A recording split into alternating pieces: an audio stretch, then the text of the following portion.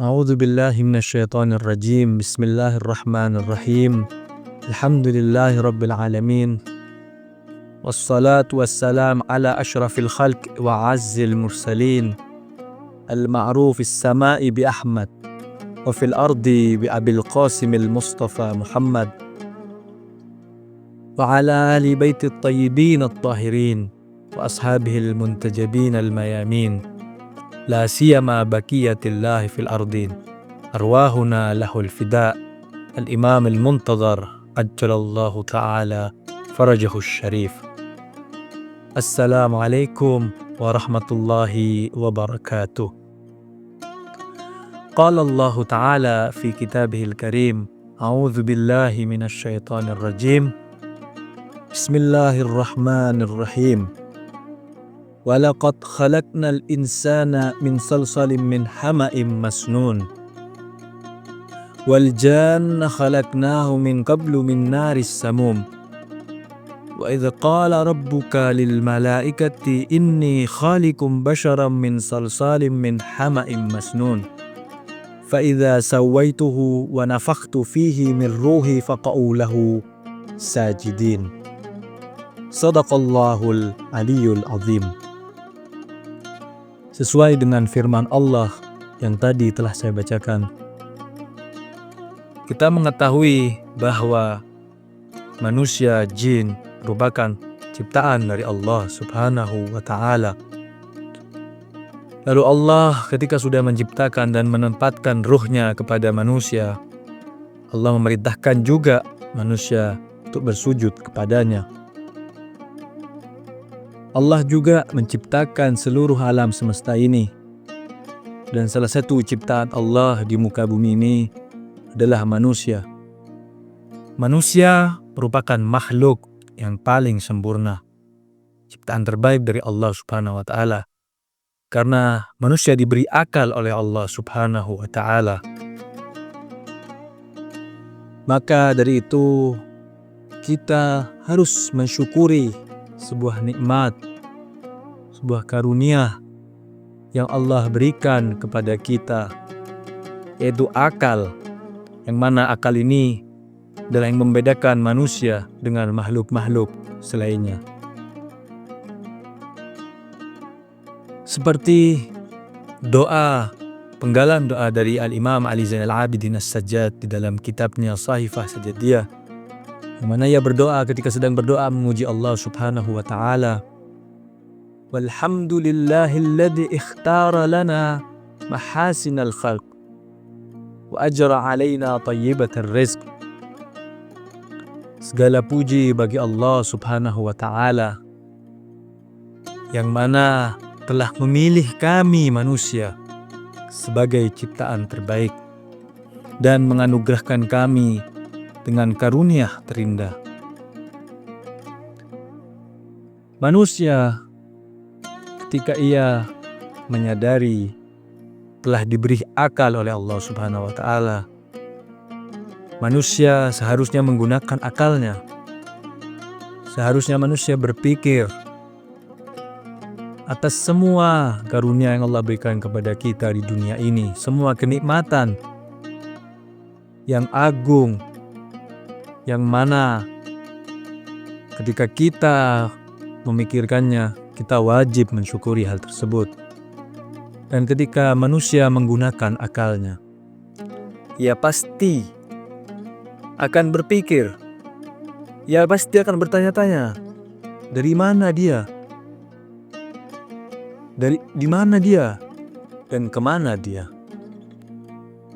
Amirul Mukminin Ali ibn Abi Thalib salamullahi alaih mengatakan, semoga Allah merahmati bagi kalian yang mengetahui dari mana ia berasal dan di mana ia dan kemana ia akan berakhir.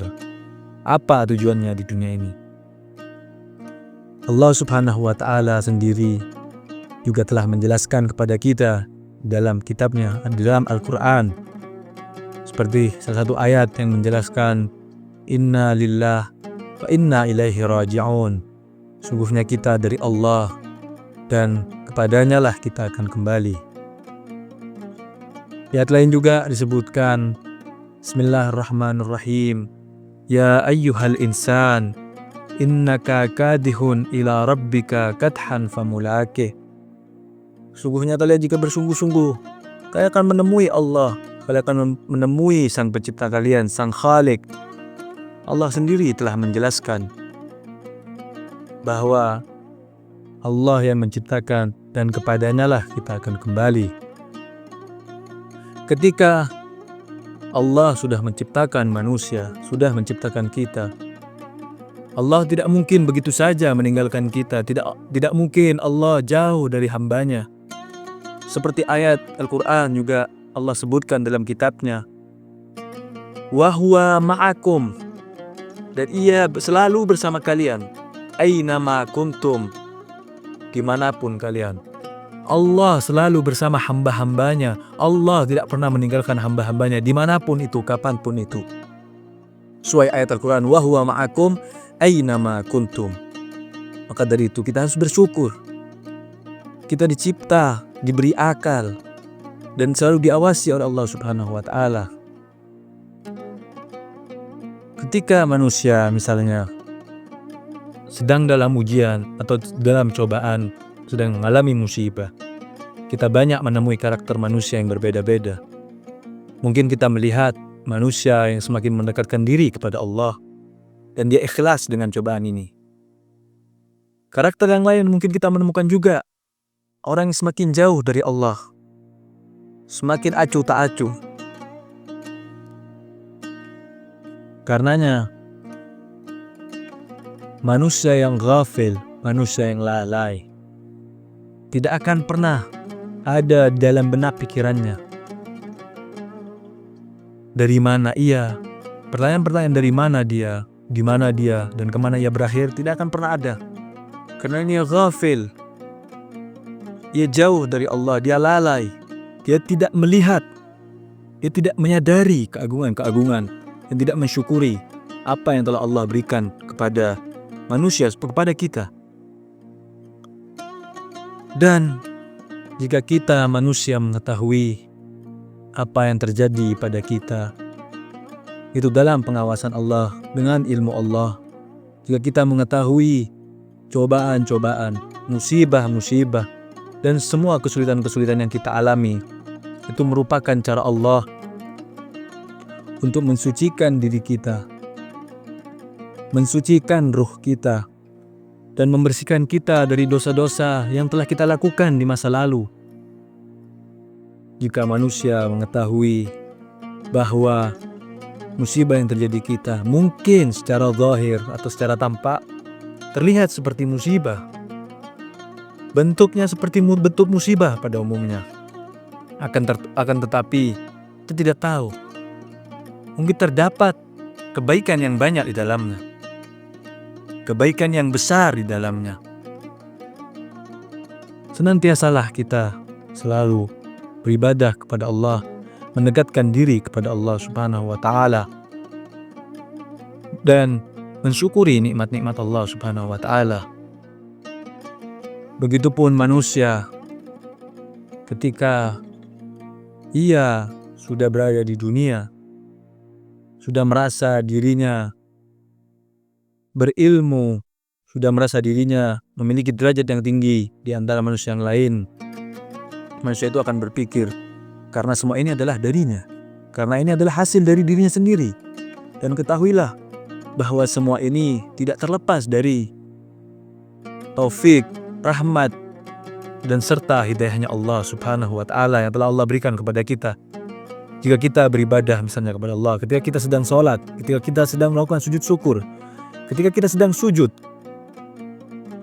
posisi tertinggi dari badan, dari anggota tubuh manusia itu kepala kita. Yang kita berpikir, yang kita menyerap ilmu dalamnya, ketika kita sedang sujud kepada Allah, ketika kita sedang menyembah Allah Subhanahu wa Ta'ala, kita letakkan posisi tertinggi ini, posisi kepala kita berada di paling bawah, berada di posisi paling rendah. Yang mana itu menandakan manusia bukan siapa-siapa di hadapan Allah Subhanahu wa Ta'ala. Manusia sama di hadapan Allah. Manusia adalah ciptaan Allah yang mana kelak kita akan kembali kepadanya. Makanya senantiasalah kita untuk selalu dekat kepada Allah, dan jangan sekali-kali kita menjauh darinya. Khususnya di bulan yang penuh barakah ini, bulan Sya'ban. Bulan Sya'ban adalah kesempatan emas bagi kita.